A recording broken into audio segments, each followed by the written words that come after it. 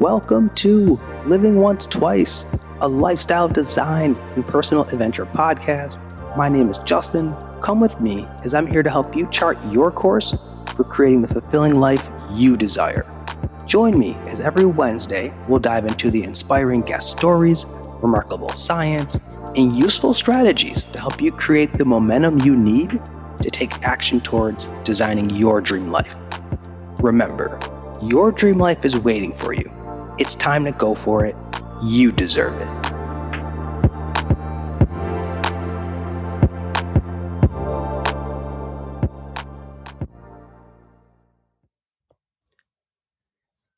Greetings all, Justin here. Welcome back to the Living Once Twice podcast. I am very appreciative to you all for taking part in this journey by tuning in. And once again, I hope this upcoming season provides more fuel in the form of stories, strategies, and science as we rewrite narratives, reinvent ourselves, and reimagine our lives. Before I get deep into today's episode, I want to encourage you to follow us on Instagram at Living Once Twice if you haven't already, where I'll be posting more insight, more inspiration, and more info on upcoming episodes. So for today's episode, I want to let you all in on a little secret, which is I struggle with setting boundaries. And some of you out there may be able to relate. As a recovering people pleaser, I am guilty as charged when it comes to saying yes to things that I'd rather say no to, feeling guilty when it comes to saying no, or feeling anxious when it comes to even upholding a boundary or preference that I've already stated. And sometimes I even struggle in silent frustration on the inside with people because I'm like, they should have known better, or common sense would tell you not to do that. So if you're nodding your head as I'm sharing some of these examples from my own life, then this episode is for you. And I know I'm not alone in this boat because there are so many areas of our lives in which boundaries and limits get tested, from work, friendship, intimate relationships, all the time out in public with family, and on and on and on. And so boundaries and limits, it's really an unavoidable area of life when it comes to being able to consistently practice the assertiveness needed to communicate our wants, to communicate our needs, to communicate our preferences to others. So in today's episode, I just want to offer some reflections from this amazing book, How to Set Boundaries and Find Peace, by therapist and boundary expert Nedra Tawwab. As this book is a great foundation to build from if you're also trying to work on setting boundaries and limits in your life, both personally and professionally. So first, I just want to start off by sharing some just insights from the books that explain how to even know, do you need to improve upon the boundaries, or might need to go about restating boundaries in your life, or if you suffer from any boundary issues in the first place. So as Nedra explains, if you feel a sense of overwhelm in your life, resentment, burnout, if you're struggling with no time for yourself, or even the avoidance of people and things, or when you're around people or things, your body feels off, you feel a little bit of a sense within your body that there's just like a resistance going on for certain things or certain people, that all in itself may be an indication that you are dealing with the boundary issue that needs to be explored. So with that in mind, to make us more aware of areas where boundaries need to be examined, it's even more reflective for us to think about, how did we get to this point in the first place? And in the book, Nedra explains that some of the reasons we are experiencing challenges with boundaries is because we just all haven't been taught or properly modeled the healthy way to communicate, again, our needs and our preferences, and that it's okay to say no. Instead, for many of us throughout our culture, society, when you're a kid, you don't have a voice or a say. And as an employee, oftentimes, we could feel that it's even frowned upon to push back, to not be managing multiple projects or drowning underwater, right? To be busy.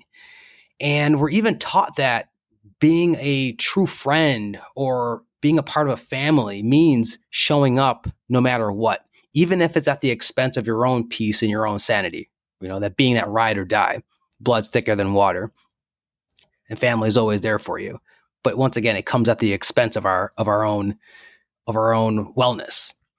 This way of thinking has created a huge issue for so many of us as we go from kids to now adults that are scared to make anyone mad at us for stating a boundary, or we feel that we're disappointing others, which is a form of people pleasing if we don't comply, if we don't say yes to requests.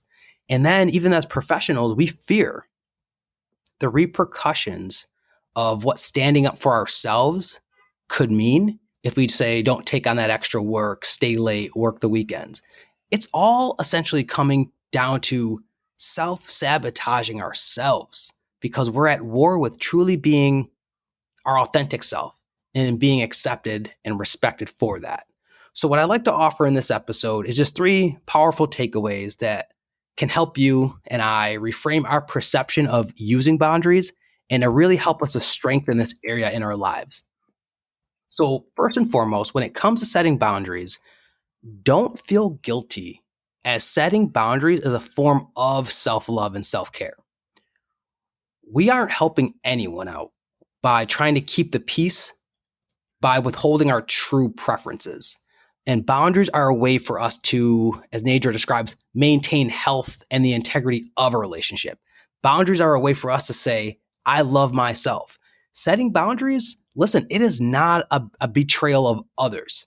And not setting them, as Nedra describes, it's actually a betrayal of ourselves. And we don't need to be betraying ourselves to please others. So please remember, you are allowed to have preferences, needs, boundaries, limits, as these are all ways of advocating for yourself. And it allows you to give more of, say, your time and your energy to the things that you enjoy. So you're able to keep your own cup full. And with that, you're able to then give and interact with others in a more healthy and authentic way. So while yes, it is natural to feel guilty, it is natural to feel that discomfort from holding a boundary with others, to protecting your energy, to protecting your peace. But it's also something to lean into, and it's well worth the peace of mind and the respect that you deserve by honoring yourself. And so speaking of honoring ourselves, it really brings me to the next and the second takeaway that I want to offer, which is when it comes to setting boundaries, it all starts with you.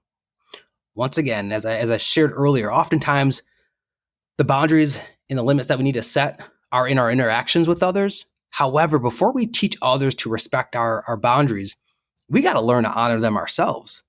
We have to make personal choices daily that help us to build that integrity, because everything that we do and we decide is impacting ourselves, but it's also teaching others how to interact with us. So with self boundaries, we got to consider how we impact and how we the decisions that we make influence and impact ourselves. And I love what Nedra says here in the book, which is the ability to say no to yourself is a gift. And I'm going to repeat that. The ability to say no to yourself is a gift. If you could resist your urges, change your habits, say yes when you truly deem it's meaningful, you'll be practicing healthy self-boundaries. And it is our responsibility to take care of ourselves without excuses. Because if we don't uphold our boundaries to ourselves, we can't expect others to do so, right? Because we're modeling what we request, and we're exhibiting what we wish to see in the world. And there's so many different ways that we could build that inner equity around boundaries to ourselves, whether it's being able to say no to things that aren't positive for our mind, our body, and our spirit. This could be resisting the urge to eat unhealthy things, or limiting our usage of things like television and social media. This could be refraining from contacting or even reaching out to certain people that we know aren't good for our lives. So as we learn how to manage ourselves better, we then become more confident in our ability to set, once again, those boundaries and limits for others, because we have set an internal standard for ourselves. So the third and final takeaway that I want to offer when it comes to boundaries is that setting boundaries, it's not a one-time thing. It could take perseverance and persistence.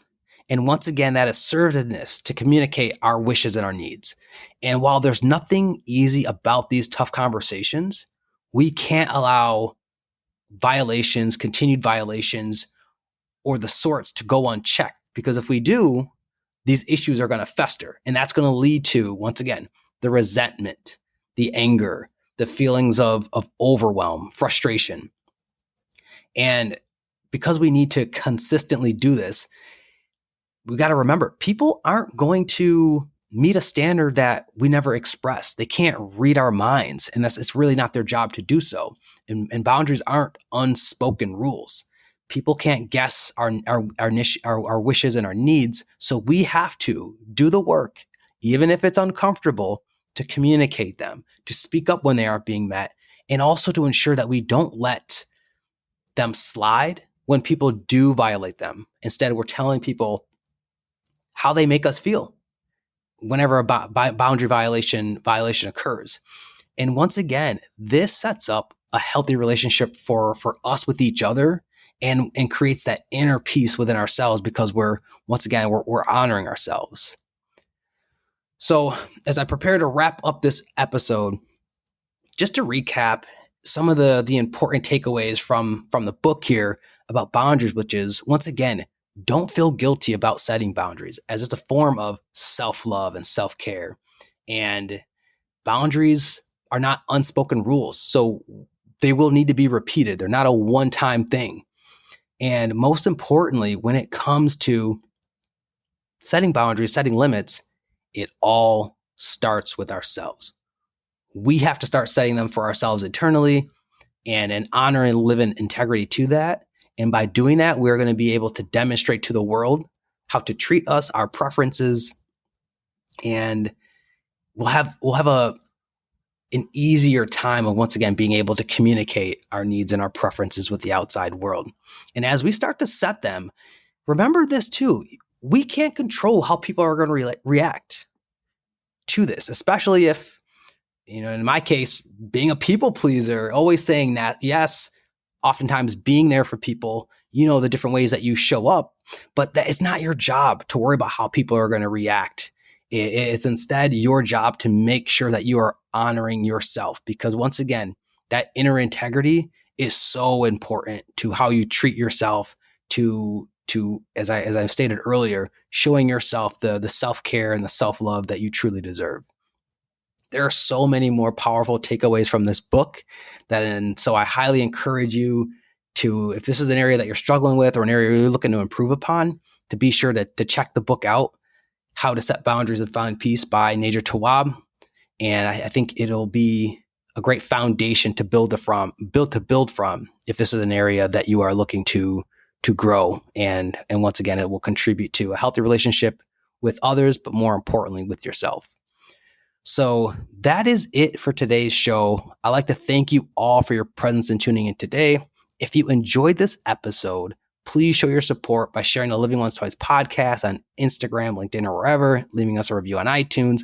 Also, be sure to follow us on Instagram at Living Once Twice, or go to the Living Once Twice website for more content updates, reaching out to you all through the time and the space that separates us to say, remember, your dream life is waiting for you. It's time to go for it. You deserve it. Catch you later on Living Once Twice.